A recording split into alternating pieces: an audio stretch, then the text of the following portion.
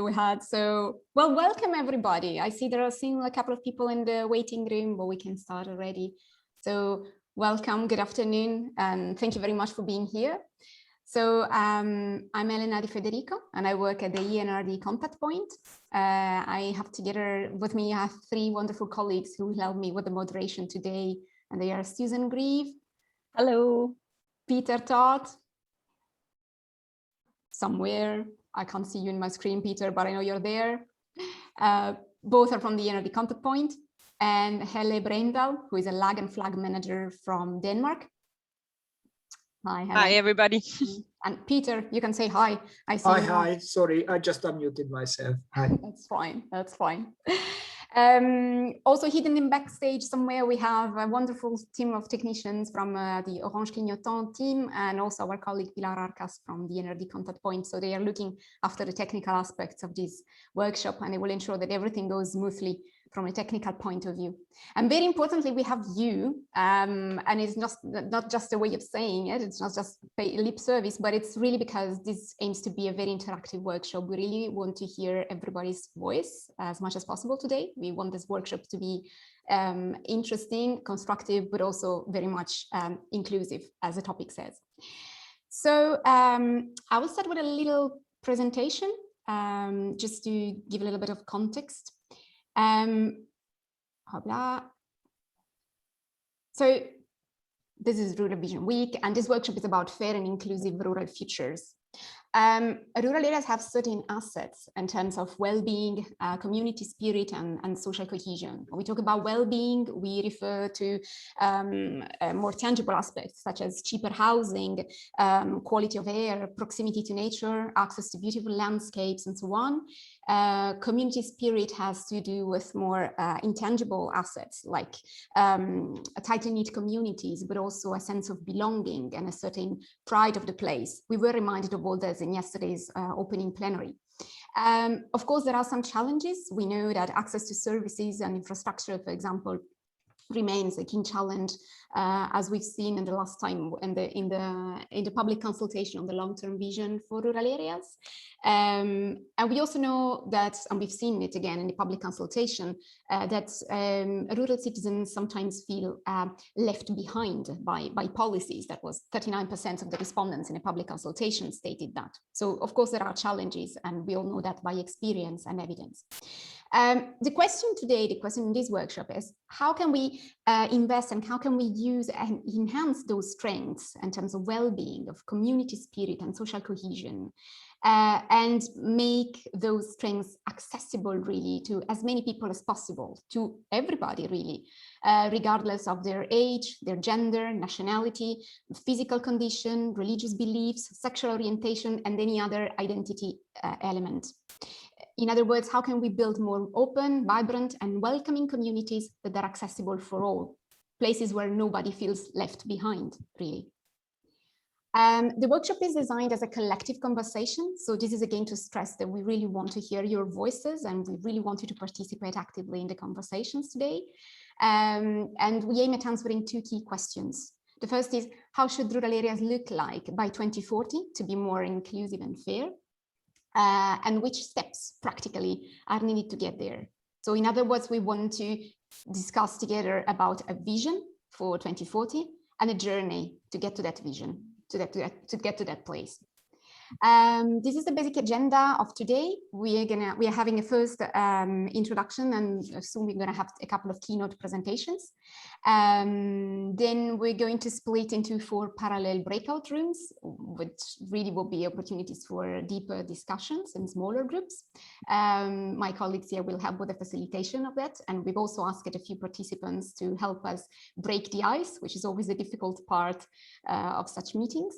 And then we'll gather together again at the end of the workshop for a feedback session where we try to formalize some key conclusions, key messages from this workshop. Here you have the basic housekeeping rules. You're probably all familiar with them now in Zoom. So the plenary parts of these meetings are being recorded. We ask you to keep your camera on as much as possible, but please keep your microphone off, especially during the presentations. If you have any questions, please write them in the chat or raise your virtual hand to speak. And I think that's all. So I think that's okay as an introduction. I think that's enough. So I will start with, well, I will move directly to our first keynote speaker, Asiya Kavarakova. So Assya is the executive director of ECAS, the European Citizen Action Service. This is an international NGO with over 30 years of activity in empowering citizens to exercise their rights. And ECAS campaigns for an inclusive, transparent, and democratic Europe. Assya herself has over 20 years of experience in senior management positions in the NGO sector in Europe.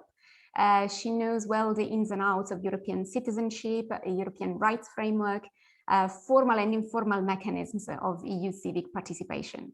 So I think Asya's presentation will help us understand why we should aim for more inclusive and fair rural areas and societies overall. So Assya, the floor is yours. Thank you so much. Thank you, Elena. And a really big thanks for the opportunity to speak before you, because although I have some knowledge on this and other subjects, rural areas are not really my specialty. So therefore, as a citizen-centric organization, of course, I can provide a bit of a broader view of what and how we see a citizen-centric Europe, which is fair and inclusive for all EU citizens, no matter where they reside.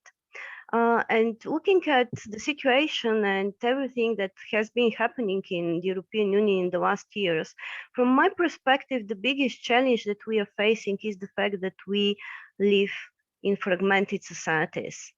And those societies are fragmented because of very many different reasons. Because of where we live geographically, or maybe because we just communicate with a close circle of friends which think like us, or also colleagues, or maybe because we spend a lot of time in our social media bubbles, where the views we are supplied with are very similar to ours, which leaves us with the wrong understanding of how the world functions today, and with the belief that basically our views are the universal views.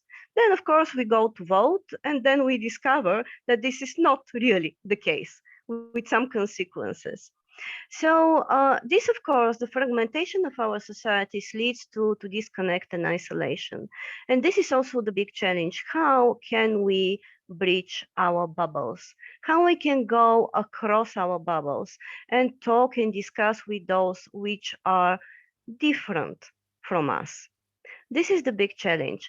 As it was put by a couple of respondents which we interviewed in rural and non-metropolitan areas a couple of years ago, when we did quite an in-depth study of citizens' attitudes towards some of our phenomena today in 8 non-metropolitan areas, the main challenge that they have encountered is exactly the collapse of those structures for debate around social issues and the social bonds in the communities, which prevent people from coming together and even arguing, but elaborating at the end of the day a common vision for their socio-economic development at local level.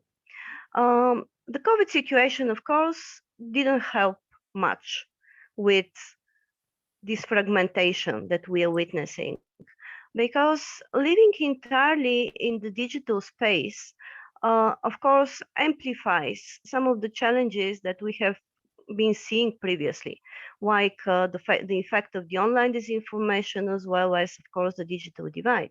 Because it's good to have a life online, but this means that you need to have access to the hard infrastructure which is necessary and need to be put in place in order for everyone to be able to access and to get advantage of the digital transformation, as well as the necessary skills. So those are all challenges. However, COVID-19 crisis demonstrated something else, which I'm even very much tempted to define as an opportunity. COVID crisis showed us that we are basically not so different as we initially thought. For example, during the first lockdown, what we saw was that it didn't matter much whether you are rich or poor, whether you are old or young, or whether you live in this city or not in a city. What matters in order to be able to go out is whether you have a dog or not. So all of a sudden, the dog became our ticket for going outside and enjoying some freedom of movement outside of our homes.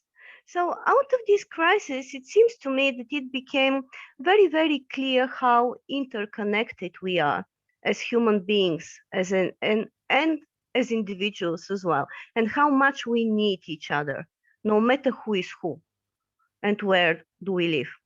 And this makes me think that one of the most important tissues of the social fabric today is exactly the tissue of the value of solidarity.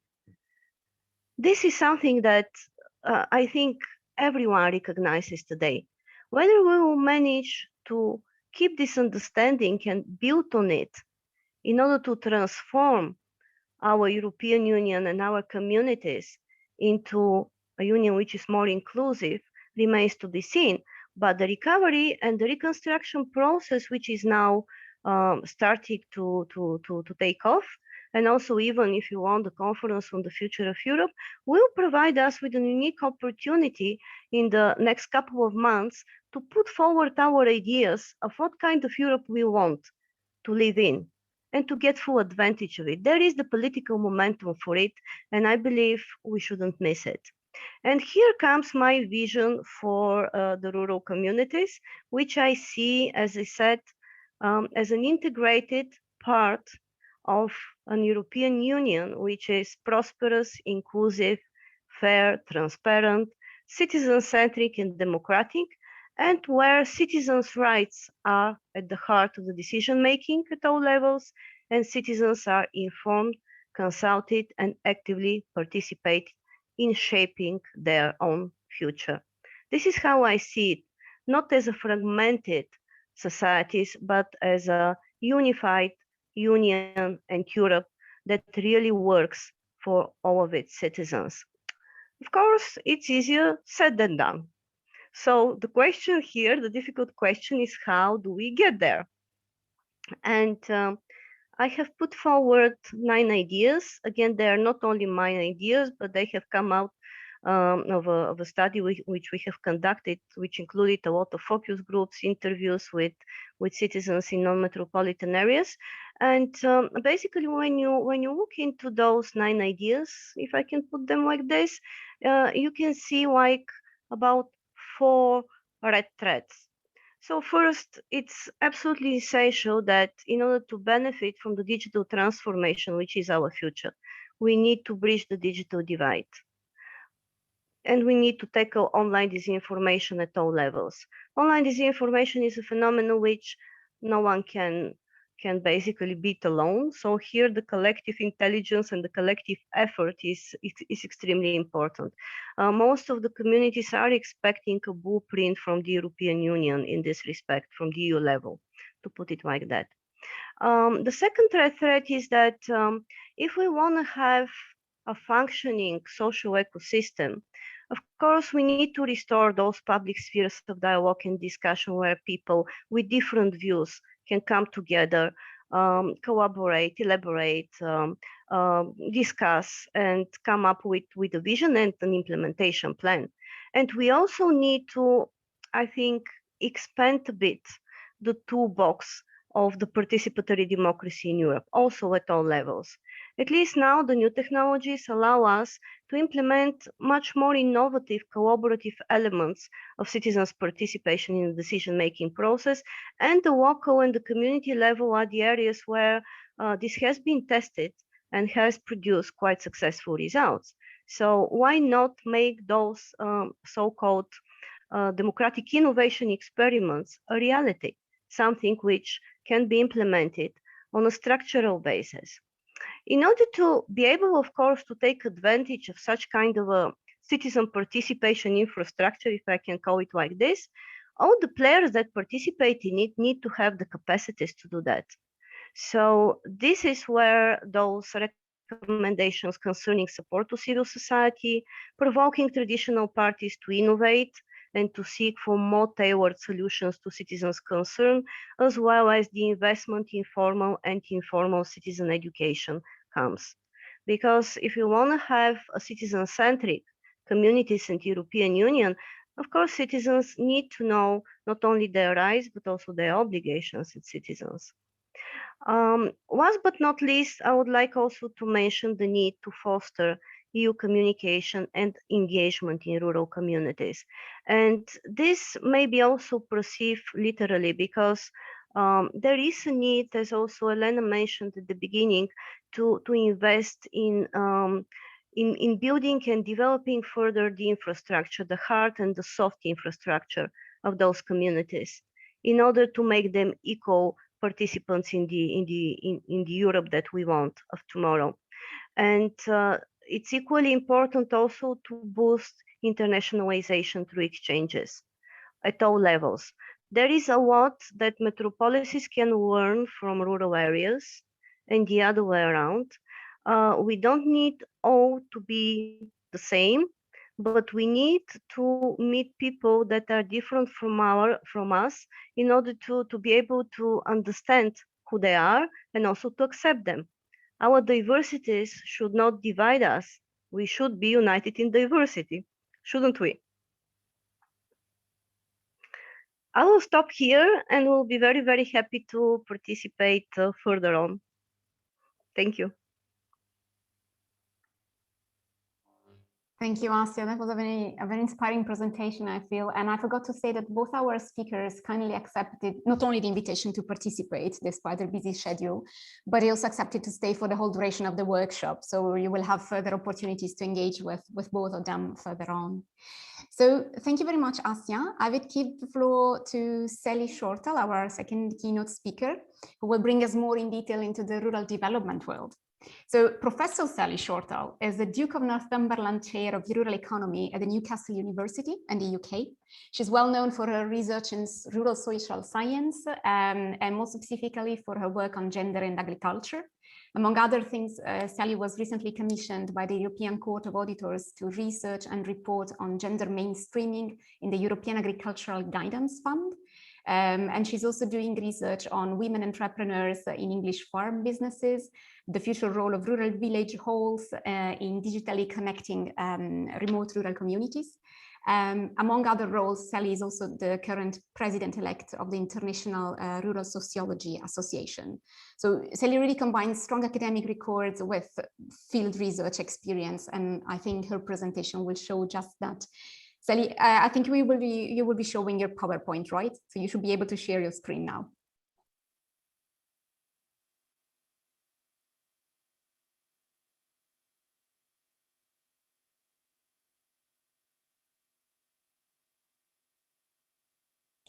Okay, thank you. It would help if I unmuted myself.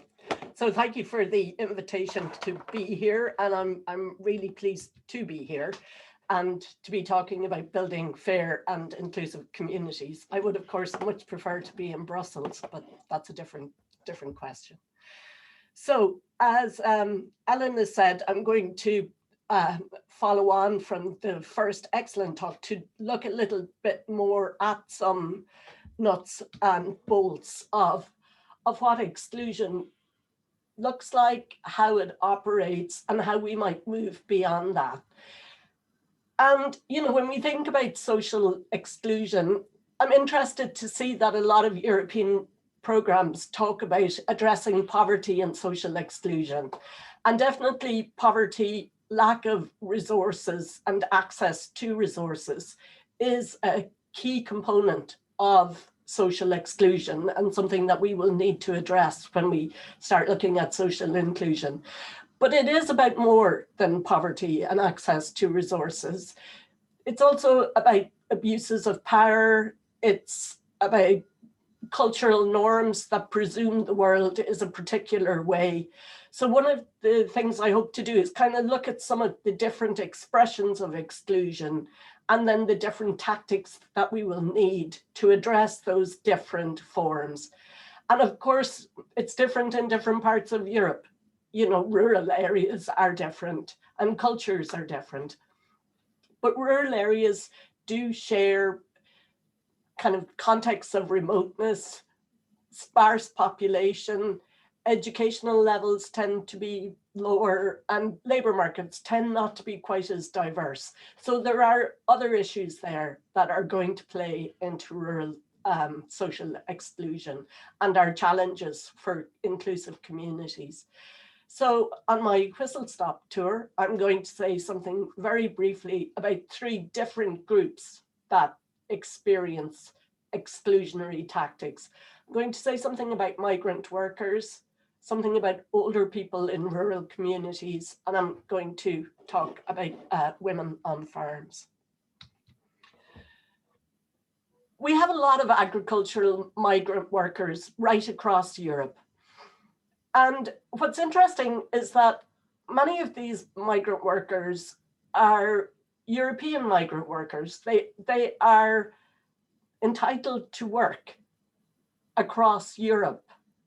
And yet many of them work in similar conditions to undocumented migrants in the US. There is a real abuse of their human rights. Many are unaware of their employment rights, and there is a power abuse here. This quote is from a PhD that one of my PhD researchers completed a number of years back. And you can see that here we see migrants trying to be part of a community, wanting to be included. They want to go to church. They want to learn the language so that they're able to be part of this society. But their employer is saying that they cannot do this. So it's presenting a position where they continue to be excluded. As Elena said at the outset, I'm currently involved in some research with rural village halls, which is super interesting. And the whole question of digitalization has come up in that. But what's really interesting is that the different village halls have a really good sense of the needs of their communities. So, you know, one community talked about how they have an aging population. They fundraised, have got tablets out to older people during the pandemic, and have provided some online training so that they have helped these older people to stay included through Zoom, through meeting up with family, and through participating in some of the village hall activities online. Another hall fundraised. They do a warm meal on a Friday for their older residents. And they organized hampers of food to deliver to people. And they talked about how actually it was that chat for 5-10 minutes seemed to be even more important to the older people. Another hall was aware of a family where they knew that probably the children, there wasn't enough income to allow them to have digital connection to do homeschooling. And the hall worked with an educational facility and brought the 3 children from this family in, socially distanced, to the hall 3 times a week to allow them to do their homework. So again, we see this community knowledge of community need. Women on farms, something very close to my heart. So here I'm just giving an example of Ireland, but as Elena did, I did some research for the European Court of Auditors that had 4 European case studies: Sweden, Spain, Romania, and Ireland. And the situation is similar. So here we see that 12% of the Irish farm labour force and owners basically of land are women. That has changed very little over time. I've interviewed many women who really want to have a career in farming, and the biggest barrier to them is inheritance. If they have brothers, their brothers will, in the main, inherit the land. The same is true for tenancies. They tend to pass from father to son. There is no legal barrier to women owning land. The barrier here is it's a cultural norm, it's normative. It's expected that farmers are men. If we look at the executive committees of farming organizations right across Europe, including COPA, they're either entirely men or 80 to 90% are men. And it's interesting because when you look at the European Agricultural Guarantee Fund, which remains the biggest part of the European budget, and you look at where our basic payments are going, less than 10% go to women. So that big component of our budget is predominantly going to men. So what is needed to get us to this desirable future? And I guess that's kind of the key point I want to make. We need different strategies in different contexts.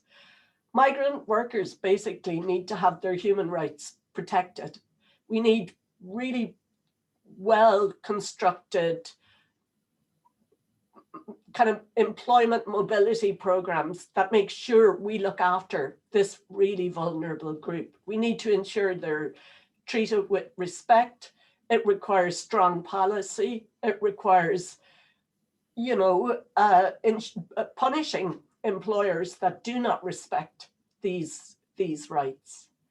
When we looked at older people, the kind of hidden poverty in rural communities, here we can see that the value of community initiatives, of resourcing communities to respond to local need.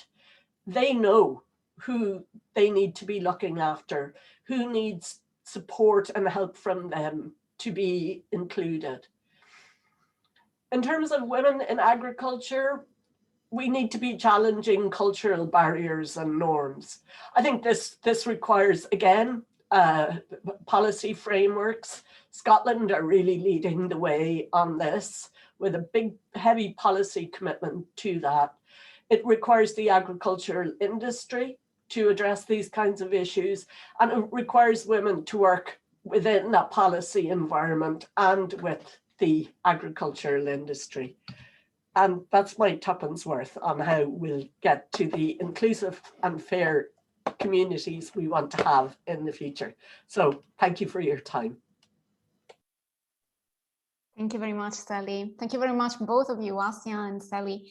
We've heard a lot of inspiring words and sentences here, from the need to break our bubbles, the need to develop a common vision, the fact that we really need each other, the importance of having a dog you can walk so you can get out and meet more people. I absolutely sign up for that. But also the need to acknowledge and face cultural norms, exclusionary tactics, and to elaborate different strategies. That was all a lot of food for thought. We have probably 1 minute. If anybody has one very pressing question for one of our keynote speakers, does any of you want to say something now? Otherwise, I remind you that we will have some more opportunities for interaction with both Sally and Assya during the breakout rooms as well. So I don't see hands raised. So maybe we can just go to the breakout rooms, I think. So what is happening now is that we're going to split automatically. We're going to be taken automatically into 4 parallel working groups. Each working group has a wonderful moderator, but the other one is me, it's a normal moderator. And then in each group, we will have 2 participants who, as I said before, kindly accepted to help us break the ice and provide their own vision. I think it's important to say we've tried to have a moderator with a more European or a wider view, and a moderator with a more local perspective. So these helps possibly go in the direction of adapting and finding different tailored strategies, as Sally was saying. Also important to say, the breakout rooms are really the places where you should really take the floor. So please, we count on your active participation for that. And so now if Orange, our colleagues at Orange Clignotant can take us to the breakout rooms, that's a good moment to go.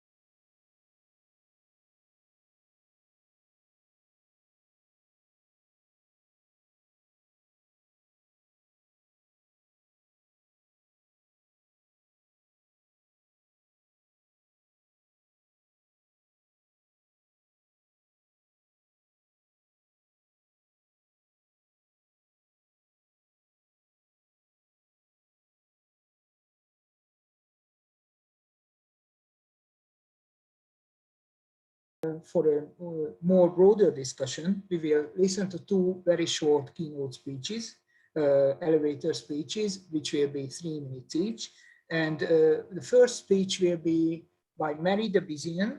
She's working for the Accessr project in Leader, France. And the project aims to address access to basic services in rural areas. So Marie, please. Hello everyone, and thank you, Peter. So I will try to be very quick. I have 3 minutes. So indeed for us, how rural areas could be more fair and inclusive. So for us, the Accessr team, we think that accessibility of services is a very important challenge for the future of the rural areas, and for two main reasons. The first one is that the access to services is also a question of human right and access to the rights, right to food, right to travel and move, right to education, right to health, etc. The second reason is that the lack of the services exacerbates the territorial disparities. And on the contrary, the presence of services is vector of social cohesion and territorial attractiveness. Indeed, services, for us, services bring life in the villages. So it's very important for us, this question of accessibility of services. And moreover, it's important to be aware that the physical access and the digital accessibility to the services are complementary and not substitutable. For example, telemedicine is a very huge progress, very interesting progress, but it doesn't replace the doctors in the villages. So among the 300 experiences we capitalized in the framework of Accessr project in France and in some European countries, we have identified several levers which help to maintain or develop services. And I share with you 5 main innovative solutions which could be disseminated in a larger way. So the first solution is to support the settlement of inhabitants, and especially the new inhabitants, by providing specific services to them. For example, intergenerational accommodation for seniors and students all together. In French, it's a project called Un toit, deux générations, one roof, 2 generations. It's very interesting, for example. Another project, for example, is a factory of the rural world for young people who want to develop activities. It's led by MRJC, it's a French organization. It's very interesting as well. Another lever is the public and private partnership. Associative stores launched with the support of municipalities or multidisciplinary healthcare center developed thanks to the support of the local authorities. It's very interesting as well. Another lever, very interesting, we think, it's the cooperation, solidarity, and pooling solution. For example, multi-services shops or local producers platform, rural third places, or also youth service cooperative. So it's kind of project very interesting and develop things to the cooperation and pooling process. Fourth lever is the itinerancy and mobility.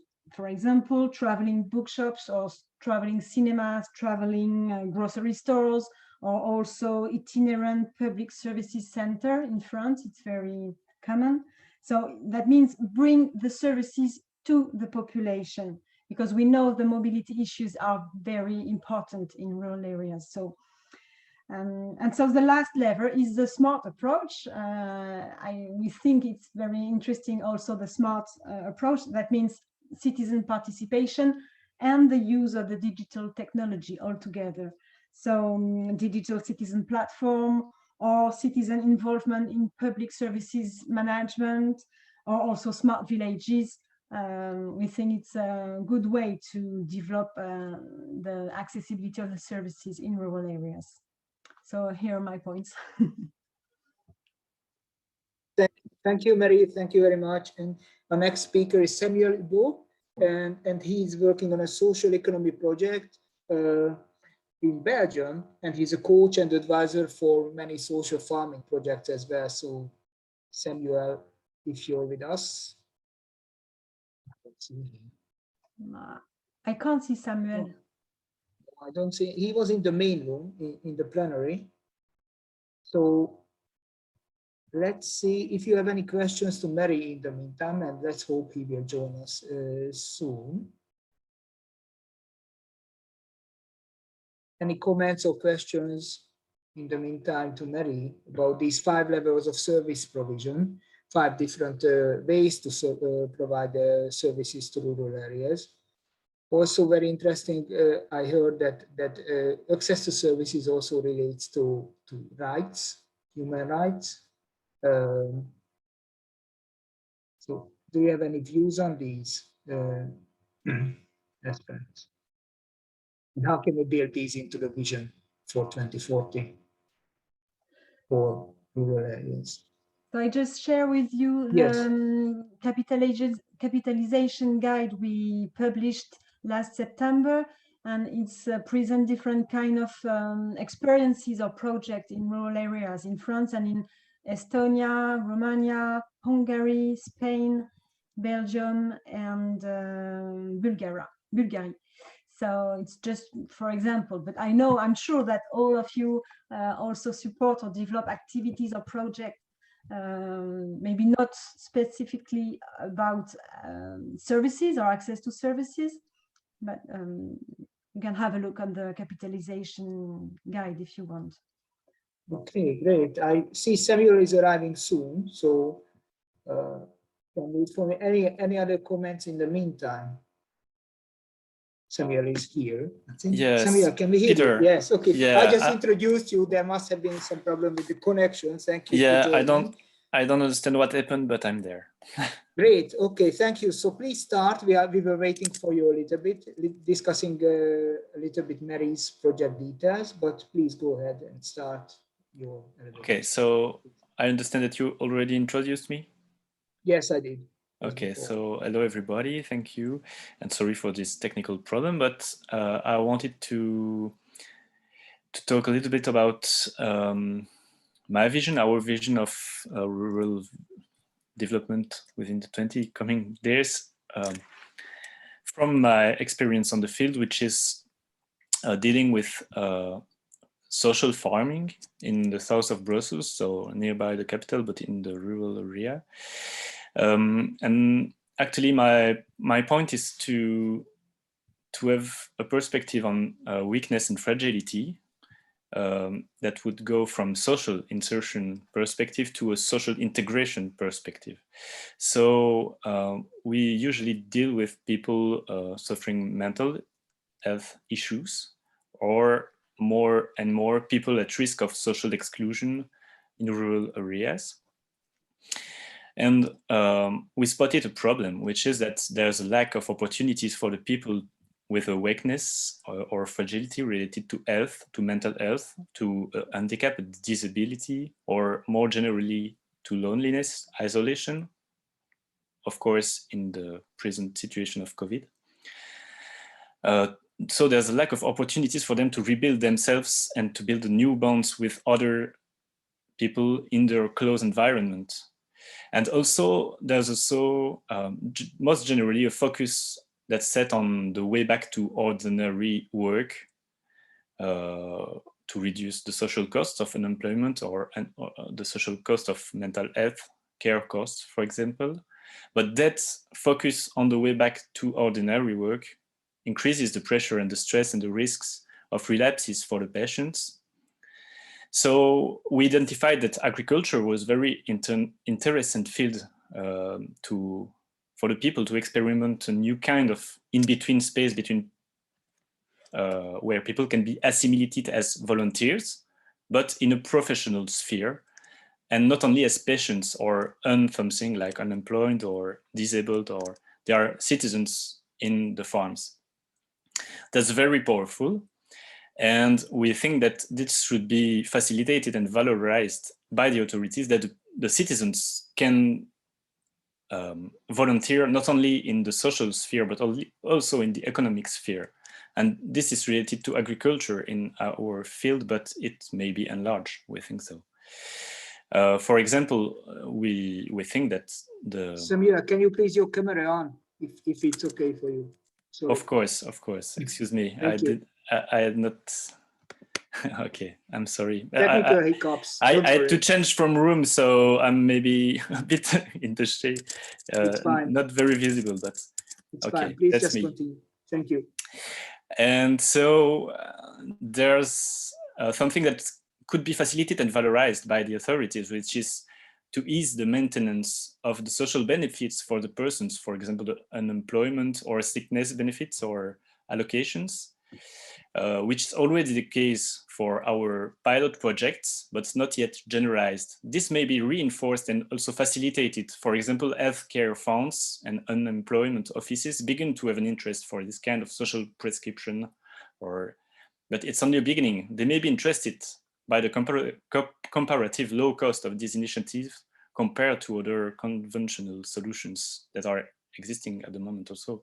For example, we calculated that home day care costs on average almost 200 euros per day per patient in psychiatry. An hospitalization is twice that price, but a social farming activity is only maybe 80 euros per day per patient, so it's very lower. And at the same time, we want the social network or the social opportunities not to focus on the people as a patient, but as a citizen. And so in a mid or a long-term perspective, the dream would be to facilitate and valorize financially this kind of integrative work for the volunteering people as well. And so not paying the farmers, but also to articulate this kind of activities with a system like a universal allocation, for example. So that's like a very large topic, but that's related to our field experience. At the same time, I didn't say a lot about the farmers, but what we experiment is the fact that globally they are facing a very bad image of the profession. They are facing much difficulties, and they really feel also misunderstood. So there's really for us a central need, central action to be really taken on to rebuild the farmer's dignity. And in our experience, we began to work with small vegetable growers who were quite marginal farmers in the agricultural landscape. Now we diversified progressively, and we work with more conventional or diversified family farms. And it's really interesting that now even conventional large farmers who at the beginning were quite strangers to our initiatives, no, they really show their interest, and they really want us to try to work with more farmers, even if themselves are not very available or capable to work with us. But they say that's really the way the agriculture should evolve. And so it's very interesting. It really makes new bonds, not only between the citizens we accompany to go to the farms, but also with our offer to the rural and the agricultural world that say, okay, we really need to renew our image, but also our profession, and to be recognized for the diversity of services we offer, and not only the economically valuable dimensions. So for us, one of the key points is to renew the way the unemployment and the employment question is known and seen in the rural area, but also to renew and to really give a backup to the small or larger diversified family farming that's under pressure, in danger, and this needs to be taken urgently into account.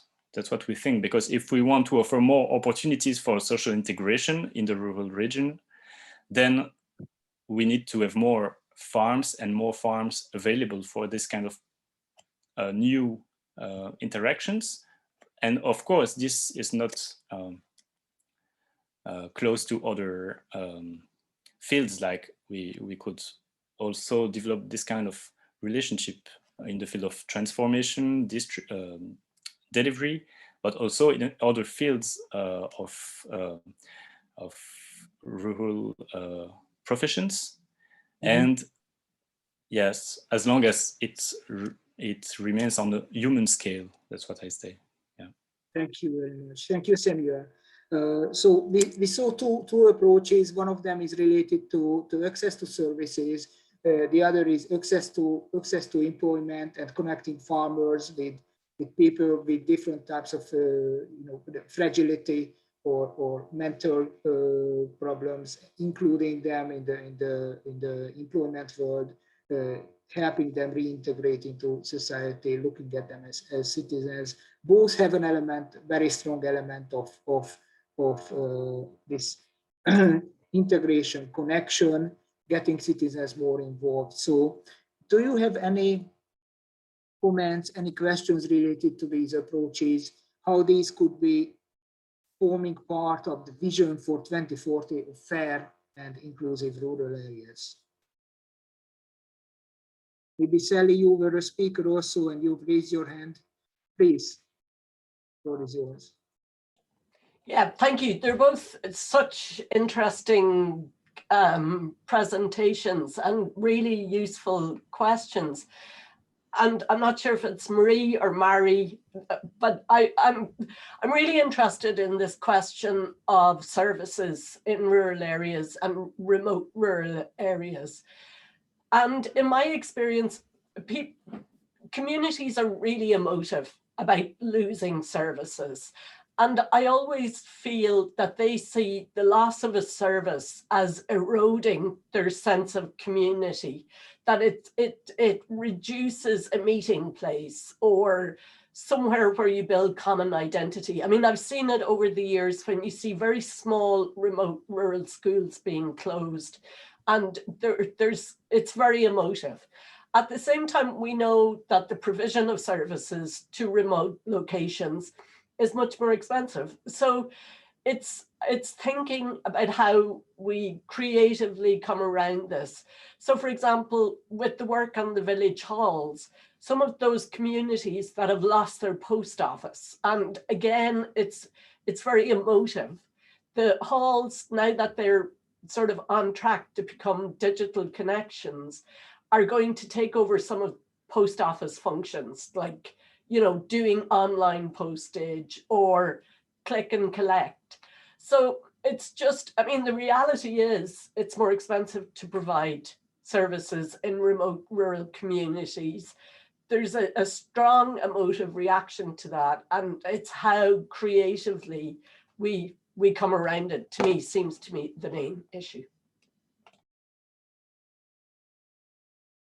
Thank you. So one of the key points should be about these access to services and preventing the loss of services, and access to services also being part of the pride and the integrity of a rural community. I think that's very important. That can be a very important point.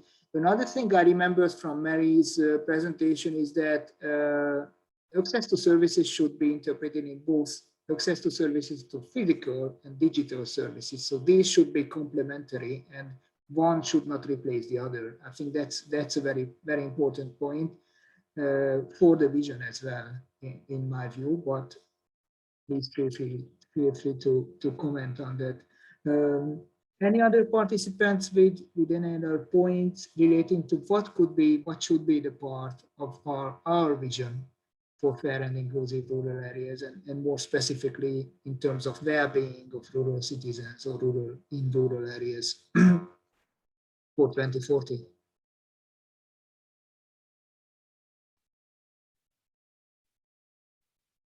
Simona, Agata, maybe you have a point on that from your member states, any relevant experience? Okay, Simona, I will. Please. For example, here in Slovakia, the phenomenon of social farms, it's a very spoken topic, but we don't have the experience to really like funding the projects or really implementing them. There are a lot of discussions. There is a need for creating social farms, and also there are some farms working on this base, for example, involving the handicapped or marginalized people in the rural areas in their operations or in their work, creating some added value. But we have problem with maybe the legislation behind this topic. But I think it would be a very good instrument for involving the all or include all people in the rural areas. So I would be interested to know like how it works in what Samuel was talking about in this project. Okay, so there's a question for Samuel. Any relevant experience in Poland, maybe from Agata or Rita? You're working for a local action group, if I remember correctly, in Finland. Do you have similar approaches, similar initiatives? Not currently. Hello, everyone. Greetings from Finland. Not currently. Earlier, there was some like mobile youth centers kind of things, like a big bus that goes around and organizes little clubs and activities for youngsters. But it was like a couple of years ago. Of course, now COVID has affected everybody. But I found that that idea very, very, very interesting with the mobile services. And I think it's something that we should definitely go for in the future and try to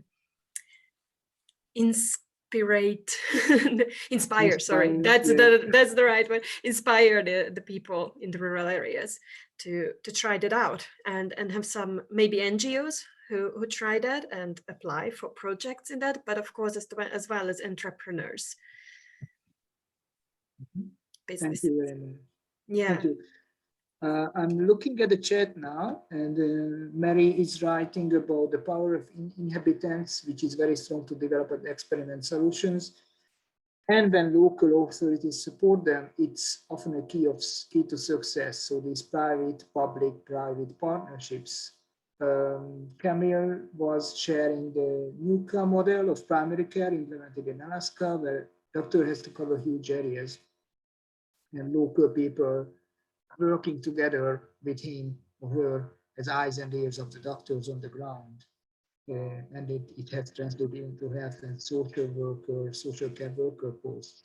Great idea. And then Camille is also saying this is being piloted in few remote small islands and coastal areas on the west coast of Scotland as well.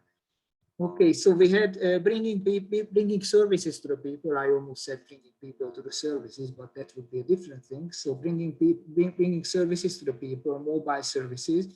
And I think there's one element here that we may think about exploring a little bit more.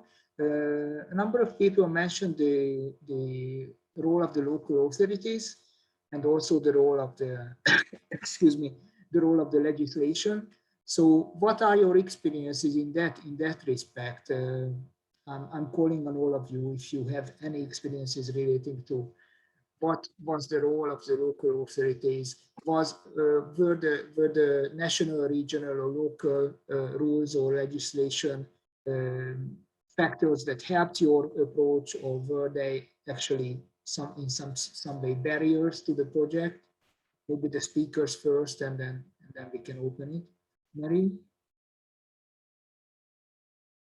Well, I was just sharing a project from a very interesting a project led by Médecins du Monde NGO, Doctor of the World, because they develop a very interesting project in the center of France.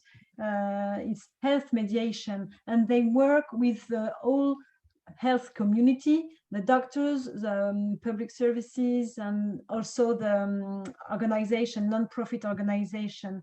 And they help vulnerable people to re-access to their rights, and especially in the health field. And this kind of process is very, very interesting, I think.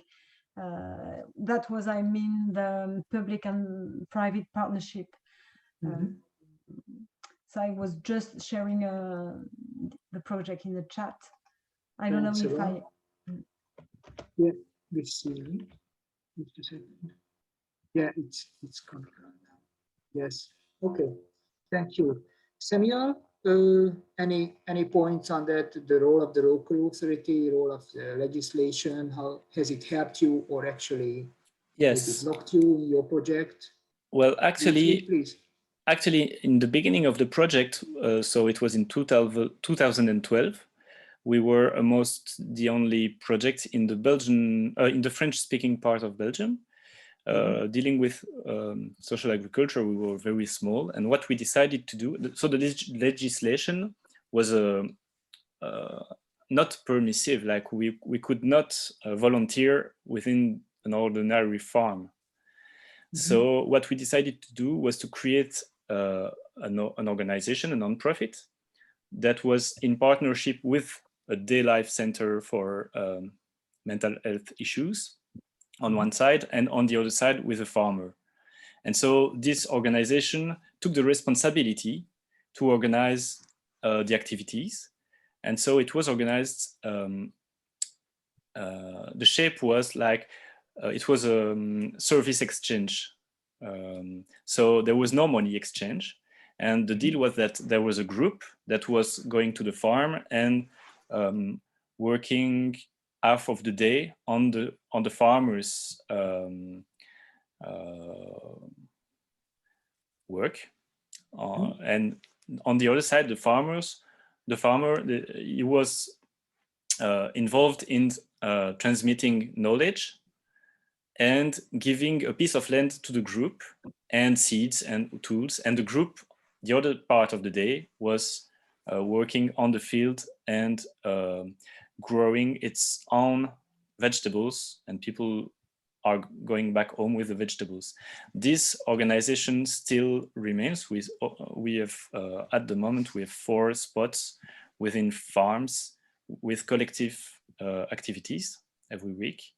And in parallel, we got in touch with the regional authorities in Wallonia, so south of Belgium, and we lobbied to try to make it work. And what they did is that they, the first thing they did was to launch a call to project within with European rural development policies. And at the moment, there are 15 pilot projects in Wallonia. So we are member of 2 of them, but there are other colleagues on other regions. And all these projects are aimed to accompany people on the individual scale. So every people will go in one farm. There are social workers with them, not with them in the farms, but accompanying the experiments. And we have like, how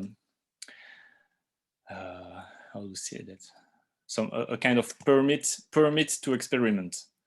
So that's what I would say. And 2 years ago, there was like a first legal success to mention, is that the regional legislation on agriculture evolved and included the notion of social, so it's rural social work or something like that. I don't know it in English, but yeah, so it's now written in the legislation, but that's still a gray zone, or there's something missing on the employment legislation at the moment. But we kind of experimented with a official permit. Thank you very much. Okay, so it's time to look at, I'm trying to summarize a little bit where we have been, what we have been discussing, and these are just really very short key points, not the whole discussion. So rural citizens should have access to services, both physical and digital. They should also have access to employment, and we should look at the social inclusion perspective of employment as well. Local authorities and legislation should be permissive or supportive or both, of course, of social initiatives. And this should allow for innovative approaches to emerge. For example, we had examples of mobile services, bringing services to people, public-private partnerships involving local authorities, citizens' involvement in medical care, these health and social care worker posts, and several others examples have been mentioned. I think these could be some of the main elements of a vision for us. Of course, please feel free to add more.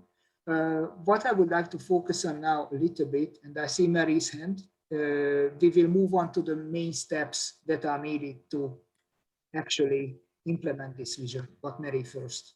Yes, just a quick word to talk about the cooperation and the collaborative economy, pooling, mutualization of resources. I think it's a key success to have a more inclusive and fair society and rural areas.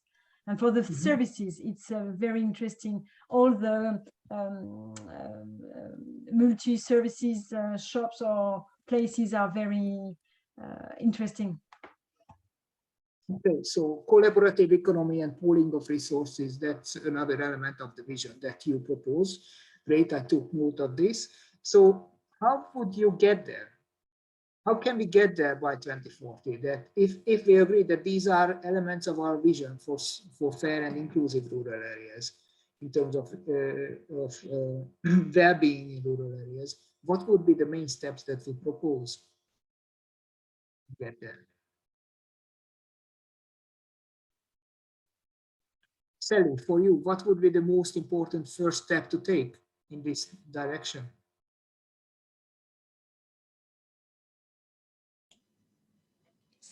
Did you say Samuel or Sally? Sally, sorry. Not speaking too fast. You know, I think, as I said in my presentation, I think different steps are needed around different types of inclusion. I think the kind of social farming enterprise that Samuel is describing is really, really important. And I think it's going to become even more important post-COVID, given the, if you like, the emphasis that they think will be on mental health and mental well-being. So in a sense, that almost presents an opportunity for the development of that type of activity, which will allow a more inclusive society.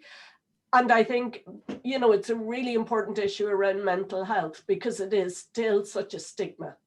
And we are still reluctant to talk about that as something that we need to address. So, you know, really pushing that as a kind of inclusive component of rural communities, I think could be really positive for that sort of image. And I think basically it comes back to what I said, you know, we need action from people. We need community activities and initiatives. We also need a policy environment and political support for that. So I think it's all kind of mixed up in that. And it was interesting what you said, Peter, about, you know, more affordable houses in rural areas. And again, this is something I'm always shocked about when I come to England, where it's the only country in the OECD where it's more expensive to live in a rural area than in a city. But it's a reminder that, you know, what we need for inclusive communities is different everywhere. Thank you very much. So creating a conducive policy environment, strengthening the inclusive component of rural communities. I think we also mentioned the legislation, and we also heard some examples for how legislation can integrate these perspectives like social farming. So I think that could be an important step forward to develop legislation even local legislation or regional or national legislation that allows for these kinds of more innovative initiatives. Any other aspects that you would like to mention in this regard, either for the vision itself or for the steps to take? Okay, I'm checking the chat as well. Just a second. I think really the key thing is that rural communities need to be diverse. So you need a mixture of ages, you need a mixture of social groups. Yeah, we don't want them to be monochrome. We want them to be really diverse. Diversity. So it's kind of embracing diversity and also reflecting this in what the legislation allows for, what the policy context, what the policy framework allows for. Okay.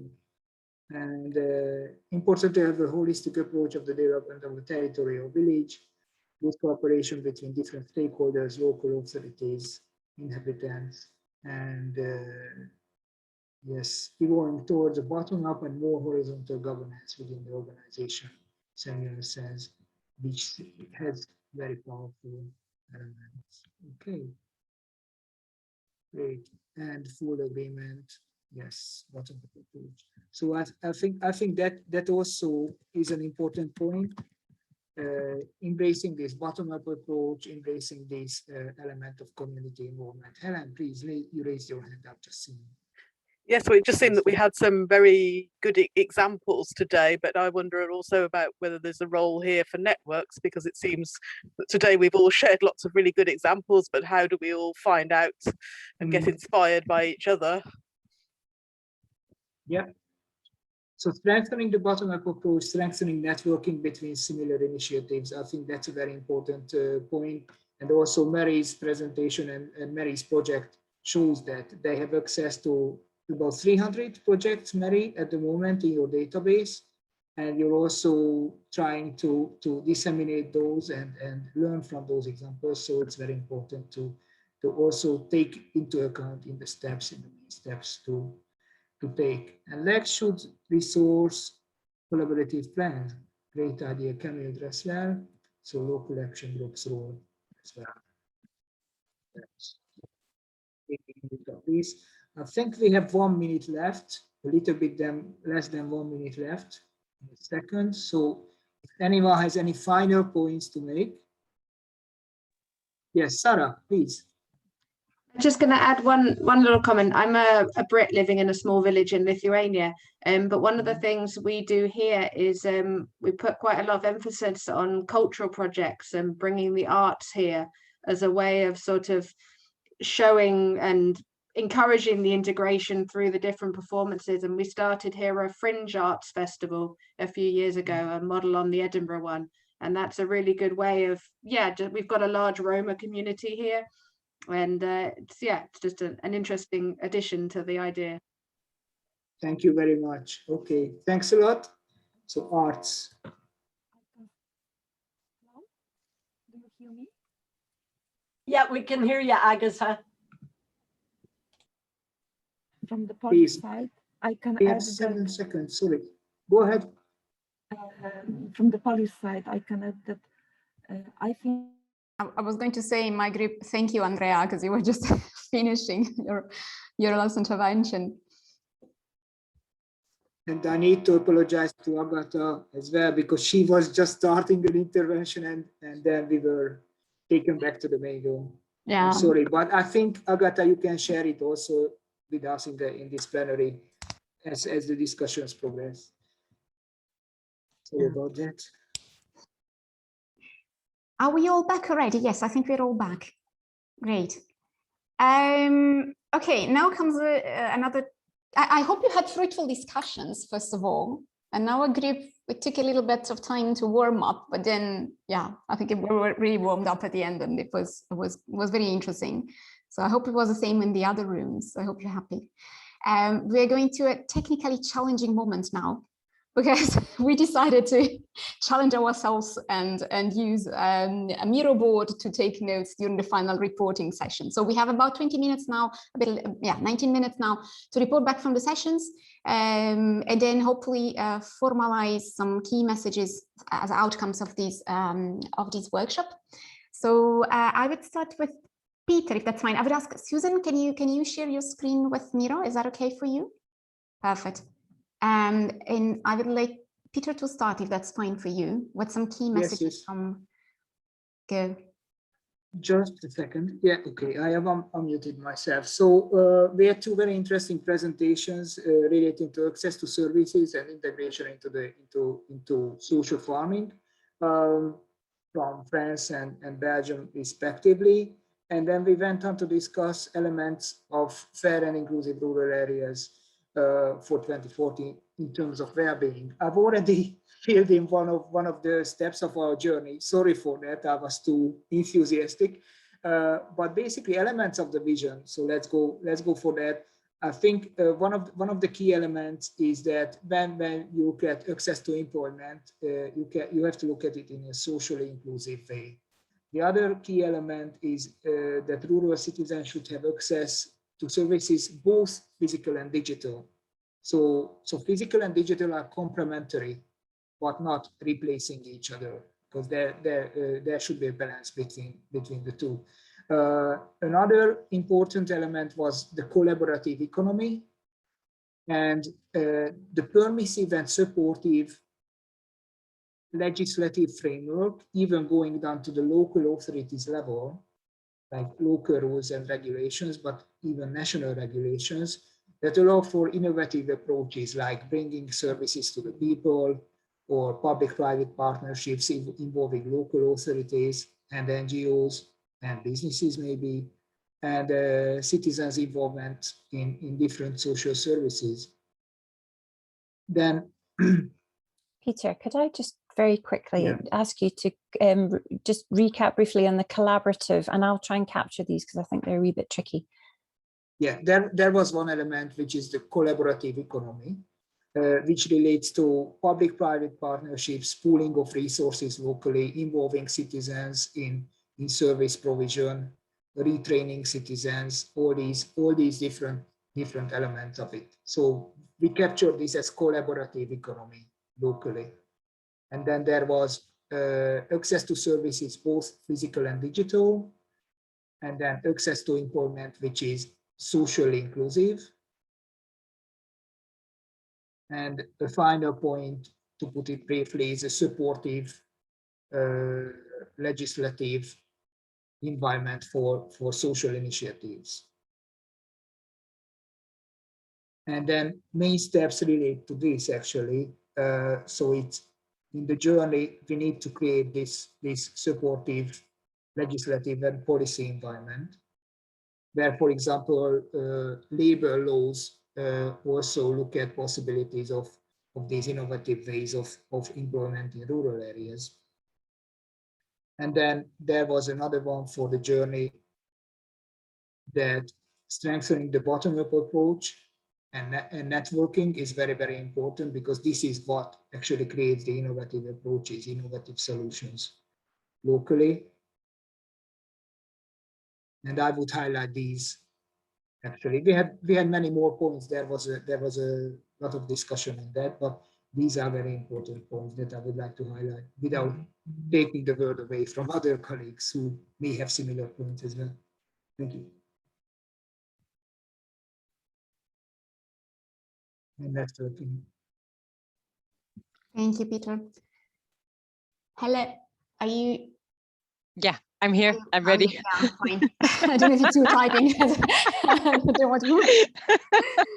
And I'll try not to repeat, because obviously what came out of our session was along the same lines with a few differences. So what we said here is that the vision is this, that we have a more open and inclusive rural areas to all the spectrum of a social life. So this is not just thinking in terms of migrants or disabled, but that it's an inclusive area for all, and that this inclusion needs to be part of, or in this vision, it's part of the planning outset. So it's not an afterthought, but so we envision a future where that is just where we start. And also that it is an open community that makes everyone feel included, no matter race, ethnicity, whatever you may think of.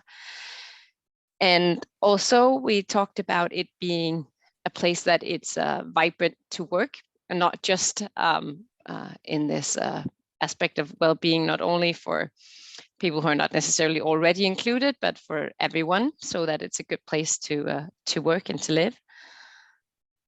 We have also talked about, as they did in Peter's group, I can see that services are very, very important, but that is not the only thing, but as a point, both of the vision and also on the actions, that we need basic services for everyone and assistance to those who need it. So that is at the core of well-being in rural areas. So for the steps we need to take to get there, we have, of course, something about online technology, and I think that's will come out everywhere. We need to utilize that, but also that this pandemic is in sense something we can learn from, because so many people are now adapt to working from home. So this is actually something we can build on. We also need to adapt our mindsets. And then we talked about something I think is slightly different, about these flexible spaces. Having flexible spaces that can be functioning as a collaborative office or a cultural space, or basically a place to interact, so that we not only focus on providing the basic services that are needed to make rural areas fair and inclusive for all, but that we also take it one step further, so just beyond the basic services. I think that was the main part of a very interesting discussion from our workshop. Thank you very much, Helle. I think it's me next, is it? Yeah, it's you next, and I'll try to take notes. Are you okay, Elena, to take notes? I'm fine, yeah. Okay. So our vision was really expressed very well by many people in our group, and I think the things that came out of it were we were talking about competence centres and identifying people wanting to come together. I think this was one of the main things that we felt. Our vision was that people would join together, and that they would actually they would step on each other's toes on the way, but they would learn from them stepping on each other's toes. So Jeanette very kindly, she talked about a tango, where you have to learn to tango, that you have to step on people's toes, but you learn to speak to each other. And we talked about that people would be meeting up together, and that they would be communicating with each other. We thought that that was a good thing. We were talking, the vision is that people would not be afraid of change, and that they would be able to think about that. I'm just thinking about the different things that we spoke about. We also spoke about the need to improve infrastructure, to improve education and healthcare, and that was a way that we would be able to facilitate inclusion and a fairer society. I think the other comment that we came through was that women's roles need to be stronger in our vision, and that they need to be more engaged, as they are very good at being early adopters and cooperative, although we were not wanting to step on the toes of the gentleman, as I did point out at the time. So I think our journey was going to be about people meeting up together. They were going to be about exchanging and keeping on talking and keeping on communicating, and get to know each other better. And I think if there's anyone in our group who feels that I've missed something, please feel free to add in.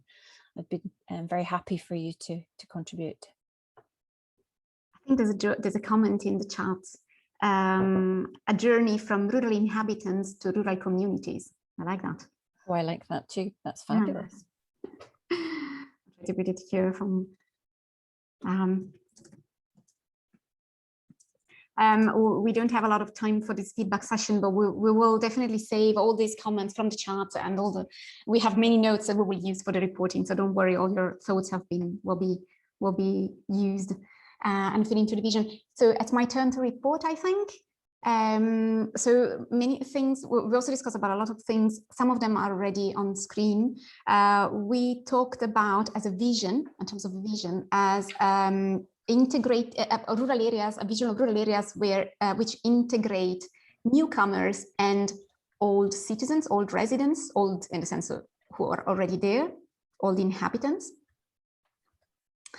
And how we get there. So if you want to write that in the journey part, practical ways to get there through services and infrastructure. So I think it's already there somewhere, but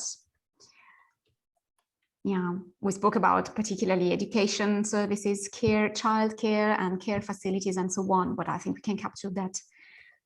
Yeah. We also talked about rural areas, going back to the vision, with more engagement for women, which is already there. But interestingly, what came up from our group was the need for gender statistics and data. I think gender is already there if you want, but yeah, that it's more on the journey side. So practical ways to achieve that.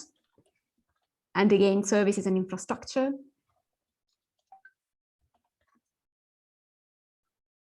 Okay. And then we also spoke about spaces and opportunity to test new business ideas. So test spaces. And we also spoke about something less tangible, but extremely important. Yeah, test spaces is fine.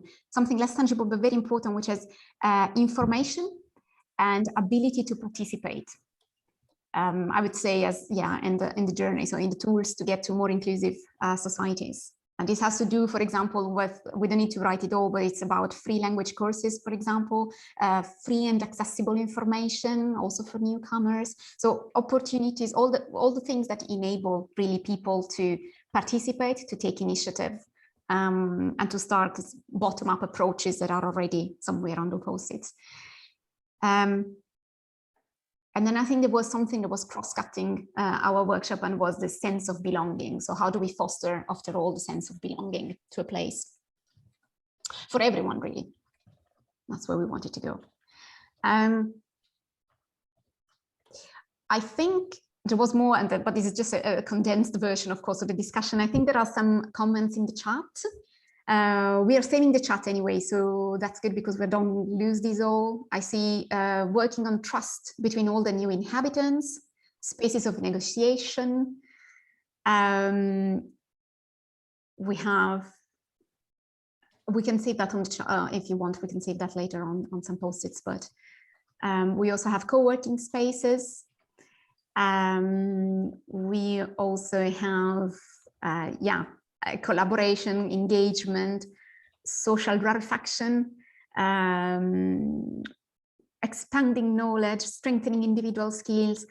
And I also have, you can't see this because it's not in the chat, but I have orange clignotants, so that technical guardian angels to remind us that we have just 5 minutes to finish. So I would like to ask someone else, and that's Paweł Kczecinowicz, to jump in and help us make sense of all these post-its and probably help us gather these in a more sensible way, a more ordered way in 3 minutes. So I still have 1 minute to thank everybody. Paweł, is that possible for you? I know you can make miracles. Would you like me to stop sharing my screen? I don't know, what does Paweł want? Maybe that's easier for him.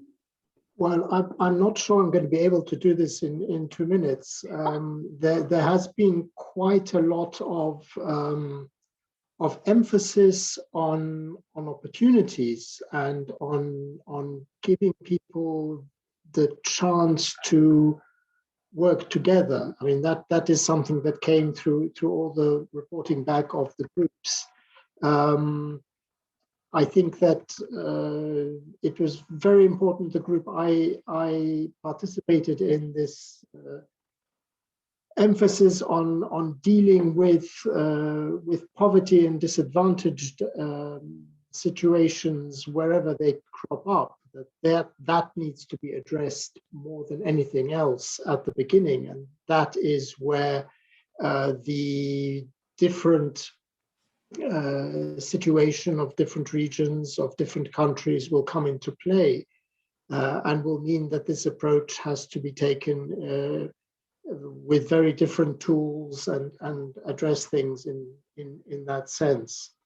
I have less of a sense in this working group, and I don't know whether that is something that is possible at all, of what the possible economic drivers are that would help this integration of communities come about. It was very much easier in the workshop on the green economy to see what additional drivers from an economic point of view could come into play. Here, maybe it is something that is requiring simply more public policy approaches.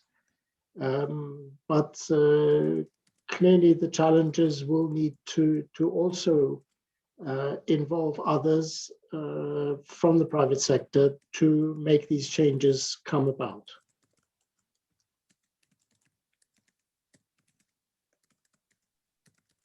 Thank you very much, Pavel.